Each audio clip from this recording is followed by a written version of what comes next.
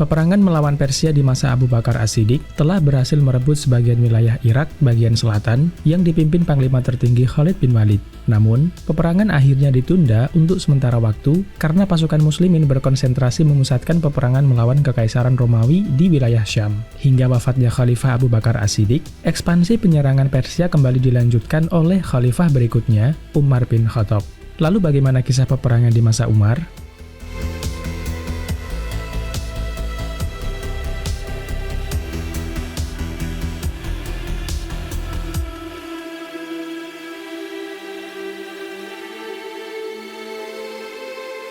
Assalamualaikum sahabat, selamat datang kembali di channel ini. Pada video kali ini, kita akan membahas ekspansi cepat Umar bin Khattab dalam menaklukkan Persia. Ketika Khalid bin Walid yang memimpin ekspansi di Irak mendapat perintah dari Khalifah Abu Bakar untuk bergerak menuju Syam membantu pasukan muslimin melawan Romawi, posisinya sebagai panglima tertinggi di Irak digantikan oleh Musanna bin Harithah. Pasukan Persia memanfaatkan berkurangnya jumlah pasukan Islam yang ditinggal pasukan Khalid bin Walid. Mereka melakukan serangan balasan yang dipimpin Panglima Hurmuz bin Zazawai. Namun, pasukan Musanna berhasil memukul mundur pasukan tersebut. Setelah kekalahan ini, Persia memobilisasi pasukan yang lebih besar. Musanna lalu meminta pasukan bantuan kepada Khalifah di Madinah. Namun saat itu, Khalifah Abu Bakar As-Siddiq sedang sakit. Khalifah wafat sebelum sempat mengirim pasukan bantuan kepada Musanna. Sepeninggal Abu Bakar As-Siddiq, Khalifah kedua Umar bin Khattab mengirim pasukan tambahan ke Irak yang dipimpin oleh Abu Ubaid bin Mas'ud. Setelah pasukan muslimin di Irak mendapatkan bala bantuan, mereka bertempur melawan Persia di wilayah Namarik yang terletak di antara Hirah dan Qadisiyah.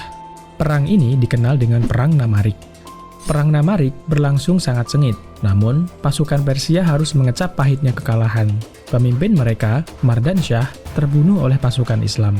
Sisa-sisa pasukan Persia lari ke kota Kaskar. Di kota ini, mereka membangun kekuatan untuk menyerang kaum muslimin dan menunjuk Jalinus sebagai panglima pasukan mereka. Pasukan Abu Ubaid terus menyisir jejak tentara Persia yang melarikan diri ke kota itu. Akhirnya, pasukan muslimin berhasil menemukan musuh dan mengalahkan mereka kembali. Dengan kemenangan ini, kaum muslimin berhasil menguasai kota Kaskar. Berita kekalahan pasukan Persia di Perang Namarik sampai ke telinga Panglima Besar Persia, Rustum. Rustum memerintahkan untuk menyerang kembali kaum muslimin dengan menunjuk Panglima Bahman Jazawai. Kedua pasukan bertemu di Sungai Efrat. Pasukan Persia berada di sisi timur sungai, sedang pasukan muslimin berada di tepi barat. Di atas sungai itu membentang jembatan yang menghubungkan kedua tepinya. Pasukan muslimin memutuskan untuk menyeberangi jembatan, namun pasukan Persia telah siap siaga bersama pasukan gajahnya. Mereka memanfaatkan gemerincing rantai gajah-gajahnya untuk menakut-nakuti kuda kaum muslimin hingga lari tunggang langgang ketakutan.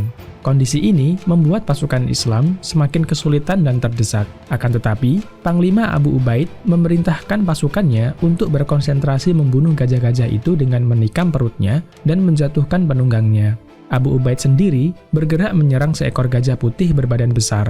Ia memotong belalainya, namun gajah putih itu menyerang Abu Ubaid dan menginjaknya. Abu Ubaid gugur terbunuh.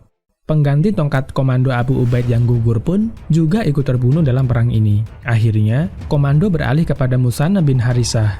Lalu, Musanna menarik mundur pasukannya melewati sungai. Karena jembatan sudah terlanjur terputus, dalam penyeberangan ini, sebagian pasukan tenggelam dan sebagian lainnya terbunuh.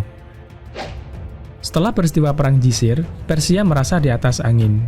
Mereka berusaha mengadakan penyerangan kembali, sementara pasukan muslimin telah mendapatkan bala bantuan dari Madinah dan beberapa pasukan dari kalangan kaum yang dulu pernah murtad dan telah kembali kepada Islam. Kedua kubu bertemu di daerah bernama Buwaib yang terletak di tepi sungai Efrat. Kubu Persia berada di timur sungai, sementara kubu Islam di sebelah barat sungai. Kali ini, pasukan Persia yang mencoba maju menyeberangi sungai Efrat. Pasukan muslimin dibagi menjadi beberapa front dan bersabar menunggu serangan pasukan Persia. Akhirnya pertarungan sengit terjadi, dan kali ini kaum muslimin berhasil meraih kemenangan. Sedangkan di pihak Persia, banyak pasukan yang tewas dan tak sedikit yang tertawan. Kerugian pasukan Persia sangat besar di Perang Buaib. Mereka lari menyelamatkan diri, namun Musana bersama pasukannya terus mengejar mereka sampai ke kota Sabat dan berhasil menaklukkan kota tersebut. Praktis, dengan prestasi ini, jalan umat Islam dari wilayah Hirah sampai Sungai Dajlah atau Sungai Tigris pun menjadi aman. Selanjutnya, pasukan muslimin berhasil merebut kota Hanafis dan Anbar yang dipimpin oleh Musana bin Harisah dan berhasil menaklukkan kota Ablah yang dipimpin oleh Utbah bin Ghazwan. Kekalahan demi kekalahan Persia terus terjadi. Di saat bersamaan, Persia mengangkat Kisra baru yaitu Yazdegerd III. Setelah diangkatnya Yazdegerd III menjadi Kisra Persia, semangat pasukan Persia bangkit kembali. Penduduk daerah-daerah taklukan muslimin di wilayah Irak Selatan melakukan pemberontakan. Mereka membatalkan secara sepihak perjanjian dengan kaum muslimin. Kondisi ini membuat kaum muslimin yang menguasai daerah Sawat atau Irak bagian selatan menjadi terkepung oleh penduduk Irak. Satu persatu dari wilayah yang ditaklukkan kini melanggar perjanjian dengan kaum muslimin. Berita kondisi di Irak akhirnya sampai ke Madinah. Saat itu, Khalifah melakukan rapat dengan para penasehatnya guna memecahkan permasalahan di Irak. Lalu, melalui musyawarah mufakat, Khalifah Umar bin Khattab mengirimkan sahabat senior yang memiliki pengalaman strategi militer, yaitu Sa'ad bin Abi Waqqas. Ia pergi ke Irak bersama 4.000 pasukan. Sesampainya Sa'ad bin Abi Waqqas di Irak, Musana bin Harisah telah meninggal dunia akibat luka yang dideritanya sejak Perang Jisir. Sedangkan posisinya digantikan oleh Bashir bin Kasasiyah. Di bawah Panglima tertinggi Sa'ad bin Abi Waqqas, pasukan Islam dibagi menjadi beberapa kesatuan. Setiap 10 prajurit dipimpin seorang komandan. Sedang yang bertugas membawa panji-panji laskar Islam adalah prajurit-prajurit senior. Ia juga mengatur pasukannya menjadi beberapa front. Front depan, front penjaga atau garis belakang, sayap pasukan, dan pasukan pengintai. Selain itu, pasukan muslimin terdiri dari pasukan infanteri dan pasukan kavaleri, dan adanya hakim militer, sekretaris pasukan, serta penasehat militer. Formasi ini ditetapkan berdasarkan perintah Khalifah Umar bin Khattab. Di tangan Panglima tertinggi Sa'ad bin Abi Waqqas, kaum muslimin terus bergerak cepat menaklukkan satu persatu wilayah Persia hingga berhasil menaklukkan kota Qadisiyah. Jatuhnya kota Qadisiyah menjadi gerbang awal runtuhnya kekaisaran Persia. Perang Qadisiyah sering disebut sebagai perang yang menentukan runtuhnya kekaisaran Persia, sebab perang-perang berikutnya nyaris tanpa perlawanan berarti dari pasukan Persia.